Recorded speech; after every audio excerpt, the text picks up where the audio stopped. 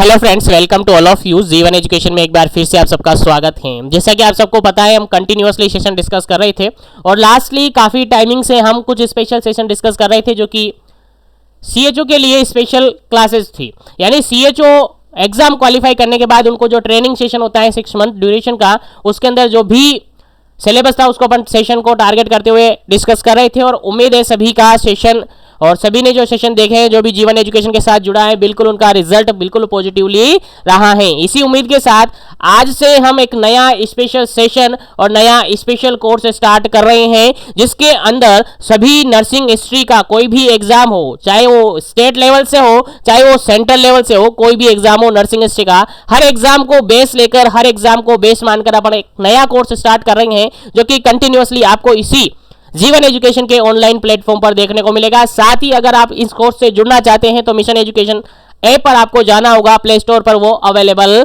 है। चलेगा, आज के सेशन को स्टार्ट करते हैं। आज के सेशन को टारगेट करते हुए चल रहे हैं एनएचएम की सभी वैकेंसी, साथ में जो सेंट्रल गवर्नमेंट की जितनी भी वैकेंसीज आती हैं उन सबको टारगेट करते हुए जीरो से लेकर टॉप तक के सभी क्वेश्चन अपन इसके अंदर डिस्कस करेंगे। की पॉइंट्स हो, चाहे ऑब्जेक्टिव्स हो, चाहे एमसीक्यूज हो, सारे क्वेश्चंस को, सारे टॉपिक्स को, सारे की पॉइंट्स को अपन कवर करते हुए चलेगा। आज के सेशन को मैं स्टार्ट करता हूं। फटाफट से सेशन को लाइक शेयर कर दीजिएगा ताकि सभी तक सेशन पहुंच जाए। चलेगा, इस सेशन का पहला क्वेश्चन आपके सामने काफी सिंपल से स्टार्ट कर रहे हैं, बिल्कुल जीरो से अपन स्टार्ट कर रहे हैं, लेकिन जब अपना ये कोर्सेज बढ़ता जाएगा एक टॉप लेवल पर पहुंच जाएंगे और उस टाइमिंग पे आपको काफी कुछ सीख जाएंगे। चलेगा, आज का अपना पहला क्वेश्चन है और पहले क्वेश्चन का जवाब आपको देना है, उसके बाद इससे रिगार्डेड डिस्कशन अपन करेंगे। चलिए, पहला क्वेश्चन आपके सामने है, when was established the UNICEF. UNICEF के बारे में आप सबने पढ़ा होगा। यूनिसेफ क्या है, यूनिसेफ के अंदर क्या क्या होता है, क्या क्या इसके गोल है, क्या ऑब्जेक्टिव है, कब एस्टैब्लिश हुआ, सारा कुछ अपन डिस्कस करेंगे। अभी अपन क्वेश्चन डिस्कस कर रहे हैं क्वेश्चन नंबर फर्स्ट, जिसके अंदर सिंपल सा ये पूछा गया है आपसे कि यूनिसेफ का एस्टैब्लिशमेंट कब हुआ, यूनिसेफ कब एस्टैब्लिश किया गया। सिंपल सा क्वेश्चन है, वन लाइनर क्वेश्चन है, केवल आपको यहां पर ईयर पूछा है कि यूनिसेफ को कब एस्टैब्लिश किया। चलेगा, पहला ऑप्शन यहां पर आपके सामने है 1944 के अंदर, बी ऑप्शन यहां पर है आपके पास 1945 के अंदर, सी ऑप्शन आपके पास है 1946 के अंदर और डी ऑप्शन है 1948 के अंदर। चलेगा, कुछ टाइमिंग में आपको दे रहा हूं, इसका आंसर फटाफट से फुट कर दीजिएगा, उसके बाद इसका राइट आंसर आपको बताया जाएगा। चलेगा, इस क्वेश्चन का अगर अपन बिल्कुल करेक्ट आंसर की बात करें तो ऑप्शन नंबर सी बिल्कुल करेक्ट आंसर होगा, 1946। आपको याद हो, जब सेकेंड वर्ल्ड वार हुआ था, जो द्वितीय विश्व युद्ध हुआ था, उसके अंदर जो काफी सारा जो नुकसान हुआ, हेल्थ को, सभी को, इकोनॉमिक, सभी तरीके से नुकसान हुआ था। बेसिकली इसके अंदर यूनिसेफ जो है, पहले तो बात अपन करते हैं कि यूनिसेफ क्या है। तो यूनिसेफ का जनरली अगर बात अपन करें फुल फॉर्म की, तो U4 होता है यहां पर यूनाइटेड, क्या होता है, यूनाइटेड। N4 होता है यहां पर नेशन, क्या होता है जी, नेशन होता है, नेशन। उसके बाद I4 इंटरनेशनल, क्या है, इंटरनेशनल होता है। C4 चिल्ड्रन, C4 क्या है, चिल्ड्रन है। और E4 है इमरजेंसी, E4 है इमरजेंसी और F4 है यहां पर फंड। तो जनरली अपन कह सकते हैं यूनिसेफ क्या है, United nation international children emergency fund है, जिसका एस्टैब्लिशमेंट हुआ था 1946 के अंदर, 1946 के अंदर इसको एस्टैब्लिश किया गया था, यानी कि इसकी स्थापना की गई थी। इसका जो टारगेट था, इसका जो मेन गोल था वो ये था कि जो सेकेंड वर्ल्ड वार हुआ था, सेकेंड यानी द्वितीय विश्व युद्ध हुआ था, उसके अंदर बच्चों के अंदर और महिलाओं के अंदर स्पेशली टारगेट किया था यहां पर बच्चों को और मदर्स को, बच्चों को और महिलाओं को यानी मदर्स को टारगेट किया था कि इनकी जो हेल्थ है, जिसके अंदर इंप्रूवमेंट किया जाए, इनकी हेल्थ के अंदर क्या किया जाए सर, इंप्रूवमेंट किया जाए। बेसिक और सुप्रीम ऑब्जेक्ट अगर अपन बात करें यूनिसेफ की,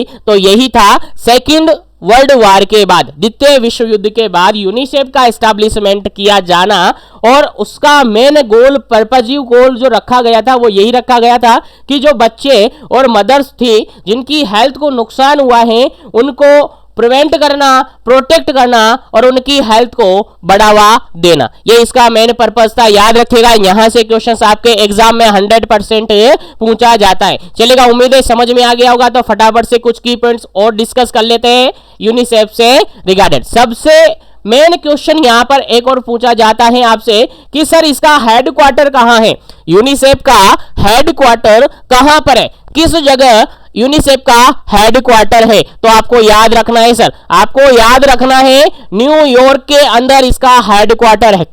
कहां पर है, न्यूयॉर्क के अंदर इसका हेडक्वार्टर है। और सभी कैंडिडेट जो भी अभी क्लास में जुड़े हुए हैं, सबसे मेरा कहना है अपनी नोटबुक साथ में उठा लीजिएगा, ताकि सभी क्वेश्चंस जो भी की पॉइंट्स आते हैं उनको आप मेंशन कर लीजिएगा, ताकि आपको बाद में रिवीजन करने में ज्यादा दिक्कत नहीं हो। क्योंकि मैं कह रहा हूं ये क्वेश्चन आपके एग्जाम में देखने को मिलेगा। और मैंने कहा टॉप अपन 0 से लेकर टॉप तक पहुंचेंगे। 0 से स्टार्ट कर रहा हूं, कुछ ही टाइमिंग में, कुछ ही समय में, कुछ ही दिनों में, कुछ ही सेशन के बाद आप टॉप पर होंगे, ये मेरी गारंटी है। लेकिन कंसंट्रेशन के साथ क्लास में बने रहिएगा और इस तरीके से क्लास लेते रहेगा। चलेगा, हेडक्वार्टर की बात की अपन ने, यूनिसेफ का हेडक्वार्टर कहां पर है सर, न्यूयॉर्क में है। सर अगर बात करें इसकी रीजनल ऑफिस की, किसकी सर, रीजनल ऑफिस, और क्या रीजनल ऑफिस इंडिया के अंदर इसका रीजनल ऑफिस कहां है सर, क्वेश्चन एग्जाम में पूछा हुआ है कि यूनिसेफ का रीजनल ऑफिस कहां पर है, इंडिया के अंदर यूनिसेफ का रीजनल ऑफिस कहां पर है। सर आपका आंसर जाएगा सर न्यू दिल्ली में। कहां पर है सर, कहां पर है सर, न्यू दिल्ली में है सर, याद रखिएगा, आपको याद होना चाहिए। कहां पर है, न्यू दिल्ली के अंदर।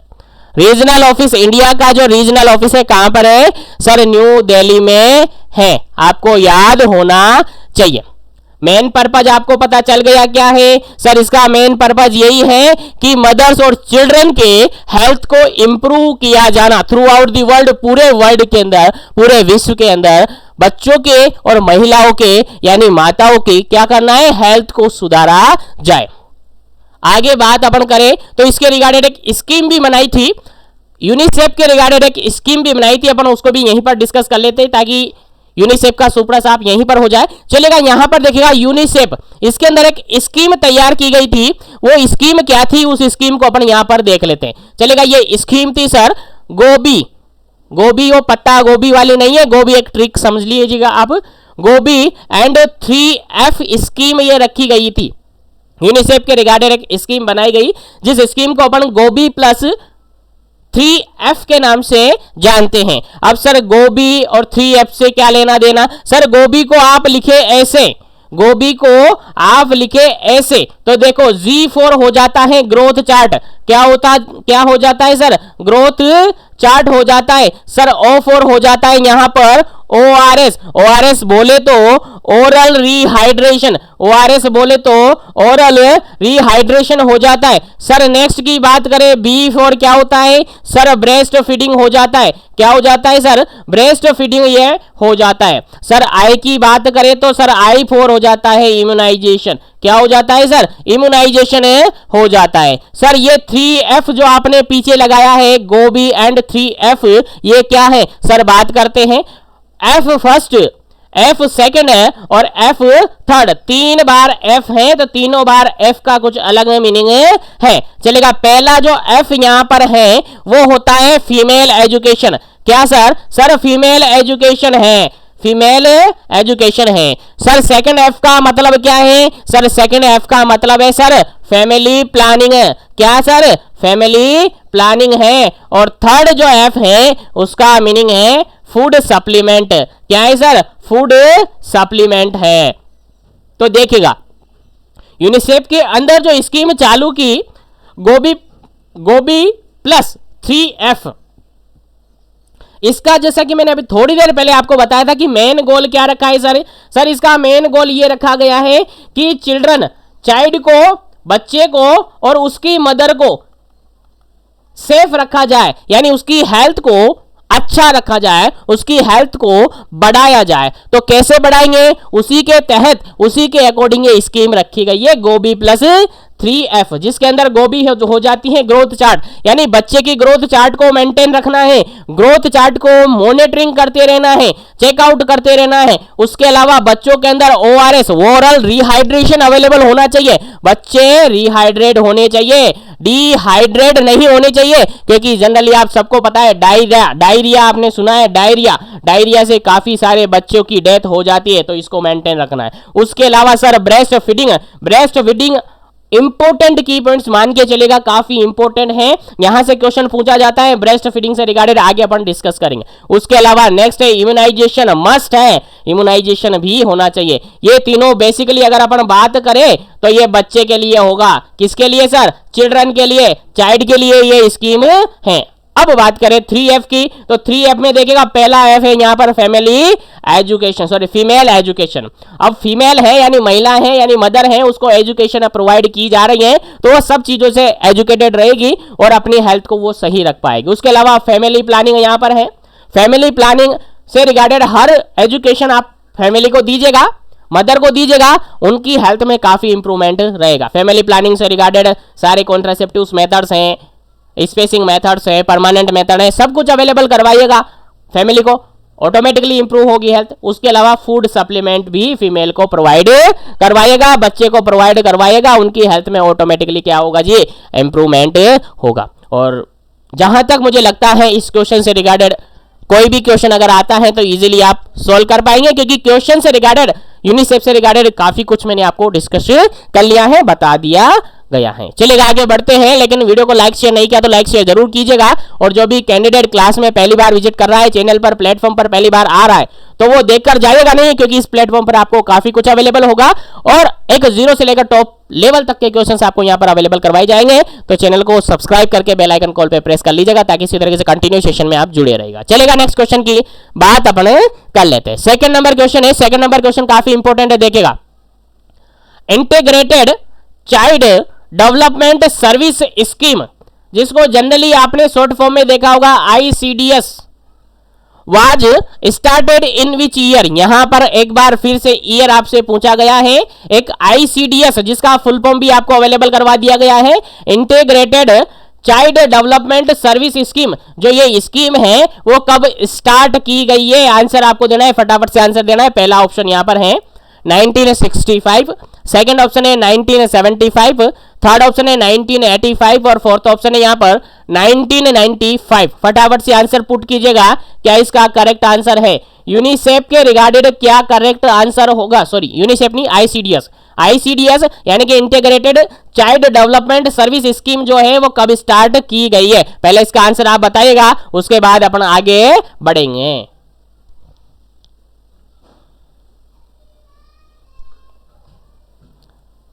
चलेगा, यहां पर अगर बात अपन करें ICDS की, ICDS बोले तो integrated child development service scheme, ये कब स्टार्ट की गई थी? तो इस क्वेश्चन का अगर बिल्कुल करेक्ट आंसर अपन बात करें तो ऑप्शन नंबर बी यहां पर बिल्कुल करेक्ट आंसर होगा।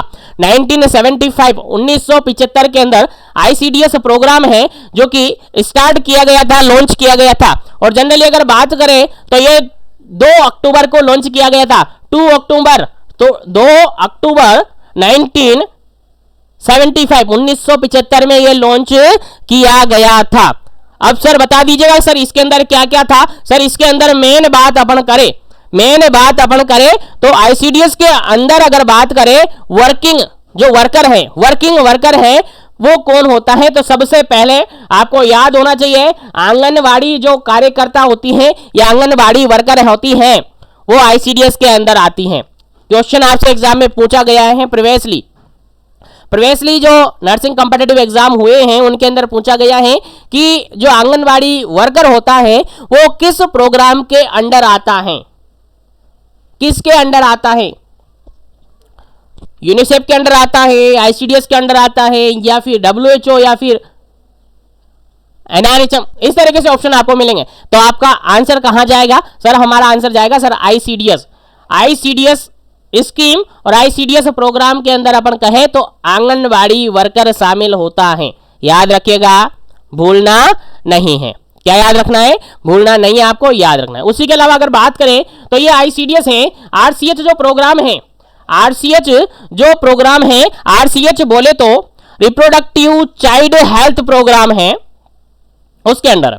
यानी कि जनरली बात करें ICDS जो है पार्ट ऑफ ICDS प्रोग्राम क्या है? ICDS जो स्कीम है वो किसका पार्ट है? RCH का है, RCH का प्लान है। और अब ये क्या है, एनआरएचएम के अंडर है, एनआरएचएम के, ठीक है। तो याद रखिएगा, इंपॉर्टेंट क्वेश्चन है। और ये आंगनवाड़ी वाला याद रखिएगा, भूलना नहीं है। उसी के अलावा यहां पर अगर बात करें अपन आईसीडीएस की, बात करें अपन आईसीडीएस की, तो इंडिया के अंदर स्पेशली आईसीडीएस में फोकस किया जाता है प्री स्कूल एजुकेशन में। कहां पर, pre school education. Sir pre school education मतलब कि हम समझ चुके हैं स्कूल से पहले की एजुकेशन। सर स्कूल से पहले की एजुकेशन कहां पर होती है, सर आंगनबाड़ी सेंटर के अंदर होती है। तो आंगनबाड़ी वर्कर आ गया, शामिल हो गया, बिल्कुल ये हो गया। उसके अलावा क्या होता है, सर उसके अलावा जो प्राइमरी हेल्थ केयर होती है वो यहां पर होती है। क्या सर, प्राइमरी हेल्थ केयर यहां पर होती हैं, याद रखिएगा, भूलना नहीं है। उसके अलावा सर यहां पर क्या होता है, सर यहां पर इम्यूनाइजेशन होता है, आप सबको पता होगा। हेल्थ केयर के साथ साथ यहां पर इम्यूनाइजेशन भी होता है। कहां पर होता है ये सब कुछ, कहां पर हो जाता है, सर आंगनबाड़ी में होता है। सबको पता होगा, सब आंगनबाड़ी में गए होंगे, सबको पता होगा। उसके अलावा यहां पर कुछ हेल्थ चेकअप भी होते हैं। जब एनएम बेंजी यहां पर आती हैं तो ये सारे काम वो करवाती हैं। Sir primary health care provide करवाती है वो, सर यहां पर इम्यूनाइजेशन प्रोवाइड करवाती है वो, सर यहां पर कुछ हेल्थ चेकअप भी यहां पर करवाती है सर। तो जनरली बात करें तो यहां पर क्या कह सकते हैं, अंडर 6 ईयर के जो चिल्ड्रंस हैं, उसके अलावा फीमेल हैं, महिला हैं, मदर हैं, और जो स्कूल नहीं जाती हैं वो बालिकाएं हैं, वो गर्ल चाइल्ड हैं, वो सब आंगनवाड़ी वर्कर के अंदर क्या होती है, पंजीयन होती है। और वहां पर इन सबको सर्विसेज प्रोवाइड की जाती हैं। किस स्कीम के थ्रू, सर आईसीडीएस स्कीम के अंडर। और किसके थ्रू, सर आंगनवाड़ी वर्कर के थ्रू। प्लस में जो अदर फैसिलिटी यहां पर अवेलेबल की गई है, जैसे कि प्राइमरी हेल्थ केयर, इम्यूनाइजेशन, इसके लिए वहां पर एनएम बेंजी आती हैं और वो सर्विस प्रोवाइड करवाती हैं। उम्मीद है यहां तक आपको समझ में आ गया है। तो आगे बढ़ते हैं अपन नेक्स्ट क्वेश्चन पर। चलेगा, नेक्स्ट क्वेश्चन आपके सामने है, काफी इंपॉर्टेंट, काफी सिंपल सा क्वेश्चन है। अभी मैंने बता दिया है, इस क्वेश्चन का राइट आंसर आपके सामने है, आपको बताना है। फटाफट से क्वेश्चन समझ में आ गया होगा तो फटाफट से आंसर भी दे दीजिएगा। क्वेश्चन पढ़ते हैं, आईसीडीएस कवर, आईसीडीएस किस किस को कवर करता है, अभी जस्ट थोड़े देर पहले अपन ने डिस्कस किया। पहला ऑप्शन यहां पर है, अंडर 6 ईयर चिल्ड्रन को कवर करता है। सेकंड ऑप्शन है यहां पर एडोलसेंट को कवर करता है। थर्ड ऑप्शन है यहां पर प्रेग्नेंट और लैक्टेटिंग मदर को यहां पर कवर करता है। और फोर्थ ऑप्शन है यहां पर ऑल ऑफ दी अबव, सभी को यहां पर कवर करता है। आईसीडीएस, अभी जस्ट पहले मैंने बताया कि आईसीडीएस सर क्या होती है, sir integrated child development services, एक स्कीम है जिसके तहत किस किस को सर्विसेज प्रोवाइड किया जाता है, किस किस को कवर किया जाता है, अभी थोड़ी देर पहले मैंने आपको बता दिया। तो फटाफट इस क्वेश्चन का राइट आंसर आप पुट कर दीजिएगा ताकि हम आगे बढ़े नेक्स्ट क्वेश्चन पर।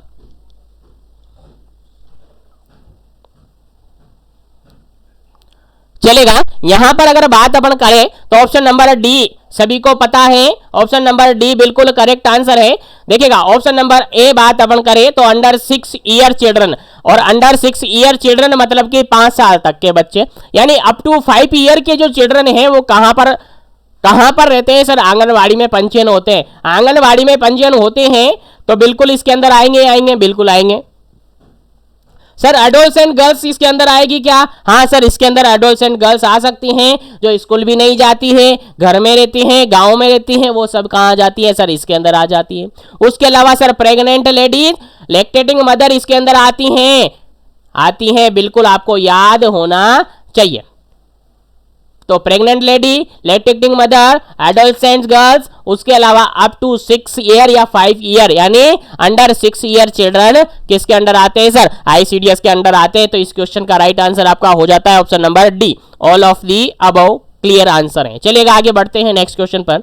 लेकिन सभी से कहना चाहूंगा, अगर इसी तरीके से कंटिन्यू सेशन लेना चाहते हैं तो सेशन को लाइक शेयर कर दीजिएगा। और चैनल पर अगर पहली बार विजिट कर रहे हैं, पहली बार क्लास पर आए हैं तो चैनल को जरूर से सब्सक्राइब कर लीजिएगा और बेल आइकन कॉल पे प्रेस कर लीजिएगा ताकि क्लास आते ही आपको सेशन का नोटिफिकेशन मिल जाए और आप सेशन को देख सके। और साथ ही मिशन एजुकेशन ऐप पर इन सबका पीडीएफ अवेलेबल है, तो एक बार से प्ले स्टोर पर जाकर मिशन एजुकेशन आपके सामने लिखा हुआ है, एज इट इज लिखिएगा, एक लोगो आपके सामने मिलेगा जो कि मैंने थंबनेल के अंदर पेस्ट किया हुआ है, या जो जुड़े हुए हैं सबको पता है। अगर किसी को इश्यू आता है तो इंस्टाग्राम आईडी मैंने नीचे डिस्क्रिप्शन बॉक्स में मेंशन की हुई है, वहां पर मैसेज कीजिएगा, आपको जवाब मिल जाएगा वहां पर, और वहां से इससे जुड़ सकते हैं। उन सभी पीडीएफ को अवेलेबल वहां पर हो रखी है, वहां से आप इन सबको पढ़ सकते हैं। चलेगा, नेक्स्ट क्वेश्चन की बात करते हैं। क्वेश्चन नंबर 4 यहाँ पर है, ICDS gives immunisation services to.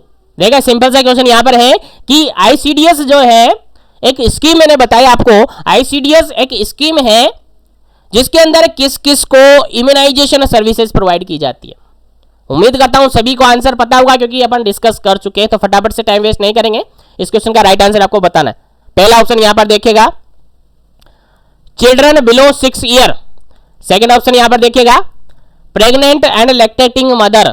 Third option यहां पर देखिएगा, बोथ ए एंड बी, और डी ऑप्शन यहां पर देखिएगा, नन ऑफ दीज। चलेगा, आंसर क्या होना चाहिए? एक और तरीका मैं आपको बता सकता हूं, अगर क्वेश्चन आपको नहीं आ रहा है, कंफ्यूजन है 2-3 ऑप्शन के अंदर, 3 ऑप्शन के अंदर कंफ्यूजन है, तो एक को तो पहले हटा दो, 3 के अंदर थोड़ा सोचो, तीसरा भी ऑटोमेटिक निकल जाएगा, बचेंगे 2, दोनों में से अल्टरनेटिवली आपका आंसर है आपको मिल जाएगा। देखिएगा यहां पर फोर्थ ऑप्शन हो नहीं सकता। अब बचे 3 ऑप्शन, 3 ऑप्शन में देखिएगा, पहला ऑप्शन है सर बिलो 6 ईयर। हाँ सर, बिलो 6 ईयर में चिल्ड्रन को इम्यूनाइजेशन प्रोवाइड किया जाता है। बच्चे को 1.5 महीने का सबसे पहले पैदा होते ही, एट बर्थ, जैसे ही बच्चा पैदा हुआ, बर्थ में उसको टीका लगेगा, बर्थ में उसको वैक्सीन लगेगा, इम्यूनाइज करवाना पड़ेगा, बीसीजी वगैरह। उसके बाद 1.5 महीने का होते ही लगाना पड़ेगा, फिर 2.5 महीने का, फिर 3.5 महीने का, फिर 9 महीने का, यानी कि लगभग ये तो आएगा ही आएगा सर। पहला ऑप्शन क्लियर है सर। सेकंड ऑप्शन की बात करें, सेकंड ऑप्शन में सर प्रेग्नेंट लेडी, बिल्कुल जैसे ही पता लगा कि लेडी प्रेग्नेंट है उसको टीटी का डोज लगेगा। टीटी का डोज कैसे लगेगा सर? सर 2 डोज लगते हैं इसके।